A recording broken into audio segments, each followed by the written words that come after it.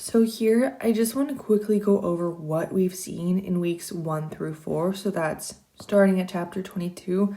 I'm not going to really explain any of these equations because they are in my notes. They're in other videos. Like, this is really just that you know what we've seen.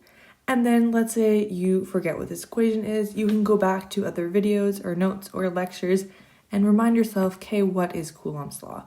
Now, I am going to give you some recommended problems that I think are going to be good for you to solve for your midterm. And this, of course, is Phys 205 in the winter semester. So starting off in chapter 22, we have Coulomb's law that relates the electric force exerted by here, number 2 on number 1. And that's a key thing with this equation is the notation. So by 1 onto 2, and then r hat 1, 2 is a unit vector going from 1 to 2. Now we also know that Ke is equal to 1 over 4 pi epsilon naught. This is our equation for an electric field.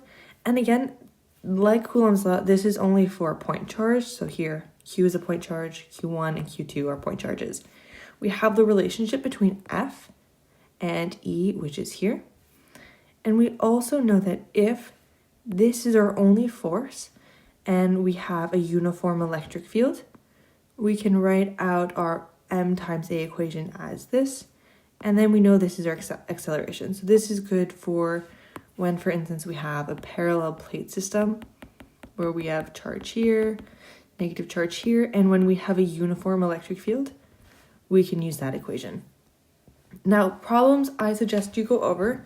22.41 deals with this one. I've already solved it. It's in the videos, but I just think it's good because it's all about balancing forces. So here we have force, we can talk about electric field, we have tension, we have gravity, all those things playing together.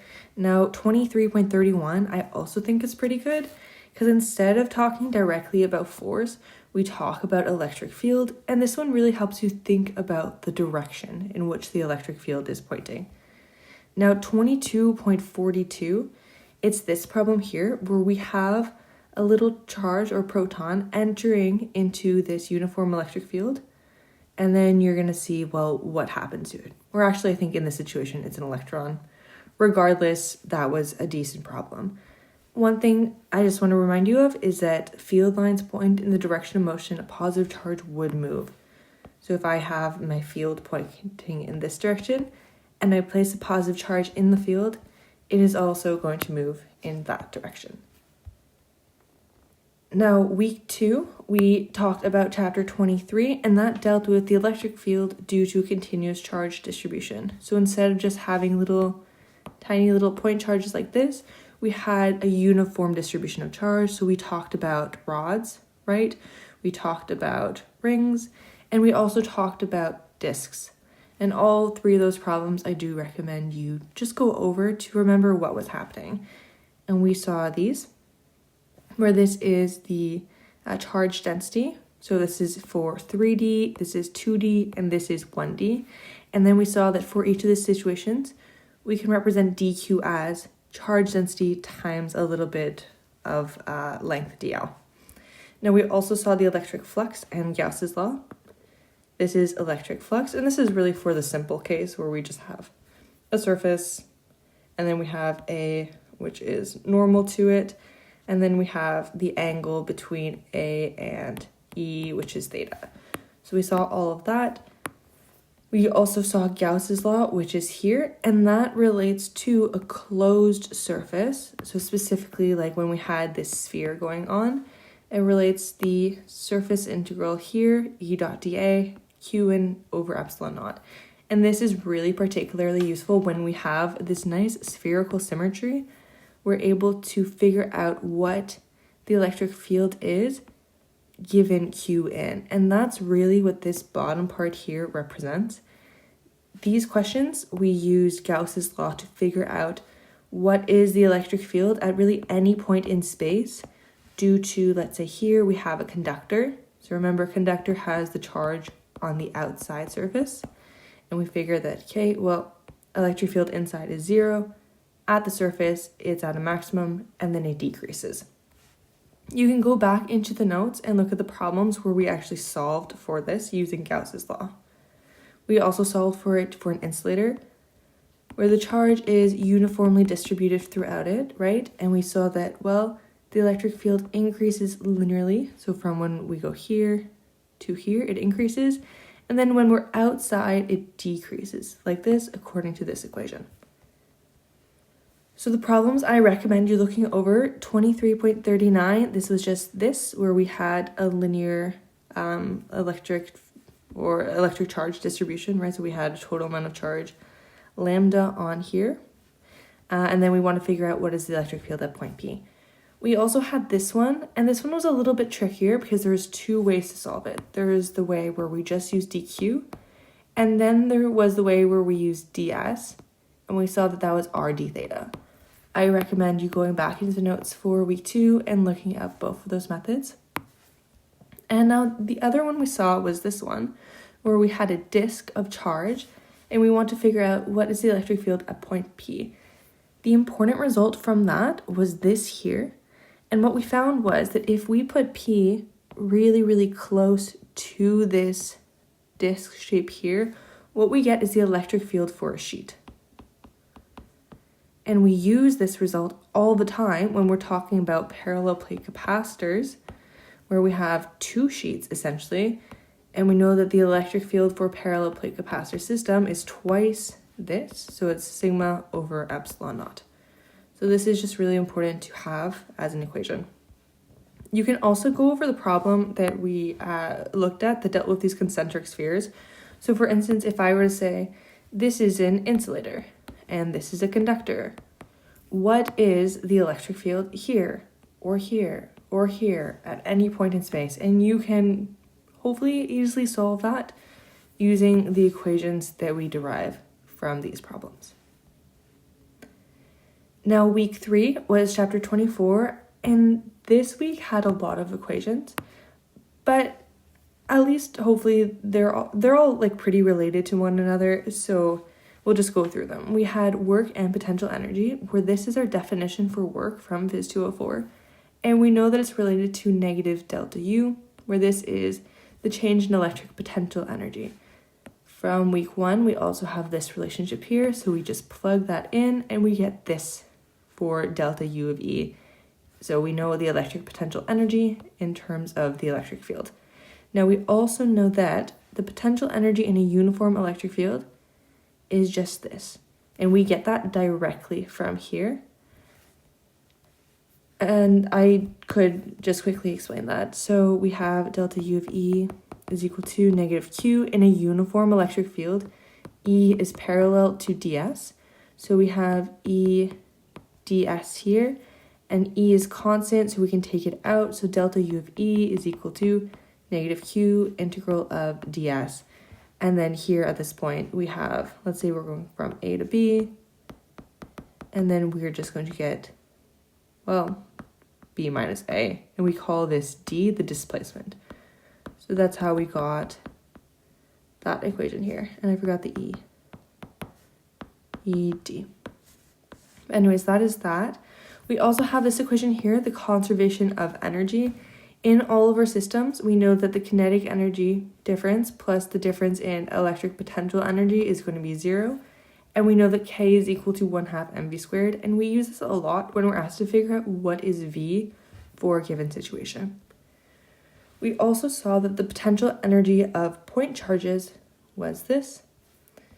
And then after that, we defined this new concept called the electric potential to be this. So it's just electric potential energy divided by charge. And we saw that this is a scalar quantity. Now we were able to actually nicely define it here by going back and saying, well, what is the actual definition for U of E? And we saw that here, this is the change in electric potential energy.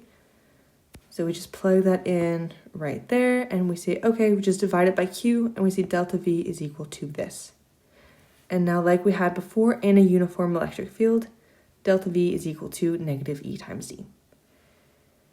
We also saw that the electric potential due to a point charge is this guy here.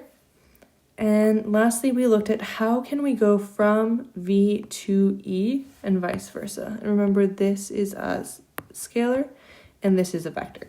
So to go from V to E, we use this relationship here where this is del and del is this. We did do an example of this in week 3. And like we saw before, to go from E to V, we use this relationship.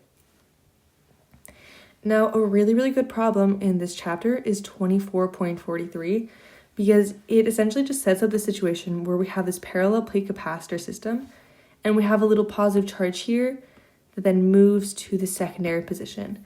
And you're asked to figure out what everything is. So what is E? What is delta V, delta U, delta K? What is the acceleration? What is the final velocity? What is the force it experiences?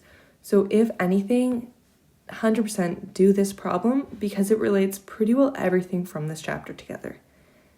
Another one that we looked at this week was essentially what we had in the previous week, where we have maybe an insulator, maybe a conductor here, but you're also asked to figure out what is the charge on this inner surface here and on this outer surface here. Because remember, if we have a conductor, well, there is no charge on the inside.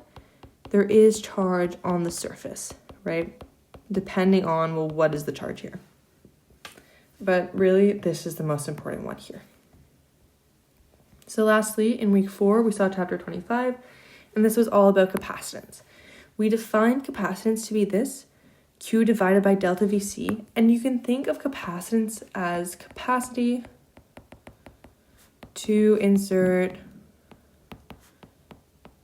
charge Q on capacitor. Maybe insert's not the right word, but what I mean is to place a certain amount of charge on that capacitor. So essentially we know that here C is epsilon naught A divided by D. The larger the area of our capacitor, the more charge we can actually place on that capacitor itself. Now, the other big thing we saw this week was dealing with capacitors in parallel versus in series. In parallel, we saw that both sides of the capacitor connect without going through anything. So here I just showed you that this side of the capacitor connects to this one, and this side connects to this one. We can compare that to ones in series where I'm trying to connect both of the ends of the capacitor. So here I go like this. And when I try to connect these sides, I have a problem. I have to go through the battery to connect the ends. If I have to go through anything to connect the end of the capacitor, it's in series. When they are in parallel, C1 and C2 are going to have the same potential difference across them, delta VC. We also saw that to combine them, all we have to do is add up their capacitance. For our capacitors in series, we saw that C1 and C2 both have the same amount of charge Q on them, but they have different potential differences across them. We saw that to add up the capacitance into an equivalent capacitance, we do this. So 1 divided by C equivalent is equal to 1 divided by C1 plus 1 divided by C2, however many you have. So that was the first part. And really, whenever you have any of these circuit type things where there are only capacitors, this should be all you need to know. You have the relationship between C, Q, and V. So if you know 2 of them, you're able to figure out the third. And you know that, well, these guys have the same delta V, these have the same Q, and you know how to get from there to there. Now, we also talked about energy stored on the capacitor, and we have these 3 equations. They're really all the same equation. All we did was substitute in different variables, because what if we want to express it in terms of just C and Q? Well, we can do that, right? This is just Q and this is C.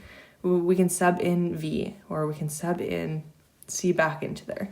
But these 3 equations are pretty important when we're talking about energy. We also saw that the dielectric constant K was defined as such, where here, this is the original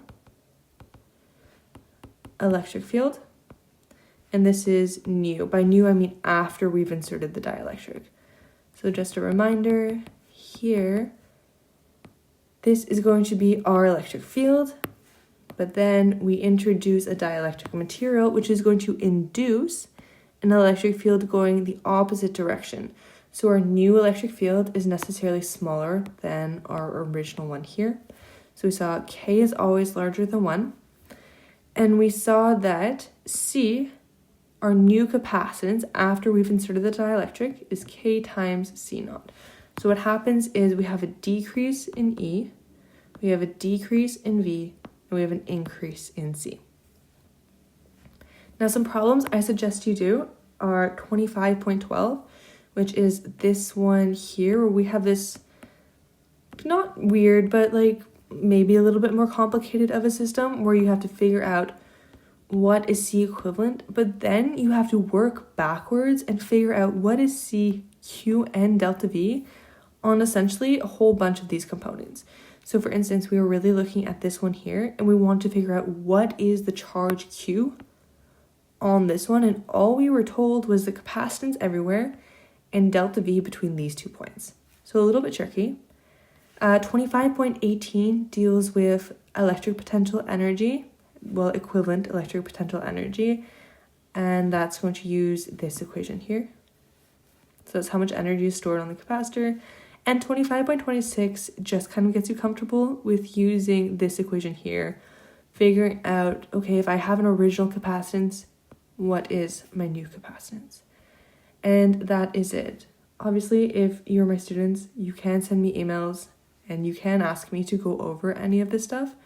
And of course, I'm not 100% sure what is going to be on your midterm, but hopefully chapters 1 to 4 are at least decently covered in this video.